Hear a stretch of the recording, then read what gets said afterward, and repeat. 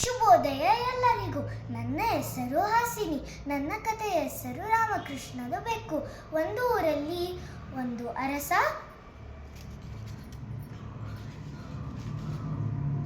ಇದ್ದರು.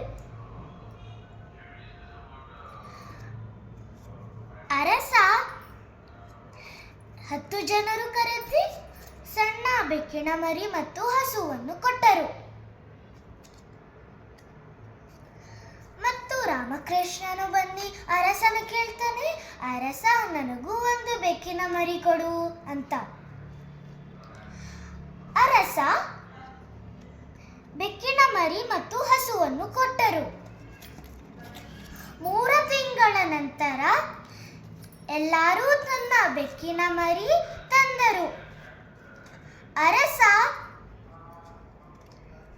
ಹಾಲನ್ನು ಕೊಟ್ಟಿದ್ದೇನೆ ಬೆಕ್ಕುಗಳಿಗೆ.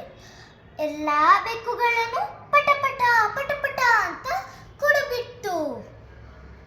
ರಾಮಕೃಷ್ಣನು ಬೆಕ್ಕಿ ಮಾತಿರ ಸರ್ ಅಂತ ಮಗ ತಿರುಗಿಸ್ತು. ಮತ್ತು ಅರಸ ರಾಮಕೃಷ್ಣನಿಗೆ ಹೇಳ್ತಾನೆ, ರಾಮಕೃಷ್ಣ, ನಿನ್ನ ಬೆಕ್ಕು ಯಾಕೆ ಹಾಲು ಕುಡಿಯೋದಿಲ್ಲ ಅಂತ. ರಾಮಕೃಷ್ಣನು ಹೇಳ್ತಾನೆ, ಮಹಾಪ್ರಭು, ನಾನು ಬಿಸಿ ಬಿಸಿ ಹಾಲನ್ನು ಕೊಟ್ಟಿದ್ದೇನೆ, ಅದರ ಮೀಸೆ ಎಲ್ಲ ಸುಟ್ಟೋಯ್ತು, ಅದಕ್ಕೆ ನನ್ನ ಬೆಕ್ಕು ಹಾಲು ಕುಡಿಯೋದಿಲ್ಲ ಅಂತ. ಅರಸ ಇನ್ನೊಂದು ಹೇಳ್ತಾನೆ ರಾಮಕೃಷ್ಣನಿಗೆ, ರಾಮಕೃಷ್ಣ, ನಿನ್ನ ಬೆಕ್ಕು ಯಾಕೆ ಇಷ್ಟು ದಪ್ಪವಾಗಿದೆ ಅಂತ. ರಾಮಕೃಷ್ಣನು ಹೇಳ್ತಾನೆ ಅರಸನಿಗೆ, ಅರಸ, ನಾನು ಇಲಿ ಮತ್ತೆ ಪಾರಿವಾಳಗಳನ್ನು ಕೊಟ್ಟಿದ್ದೇನೆ, ಅದಕ್ಕೆ ನನ್ನ ಬೆಕ್ಕು ಇಷ್ಟು ದಪ್ಪವಾಗಿದೆ ಅಂತ.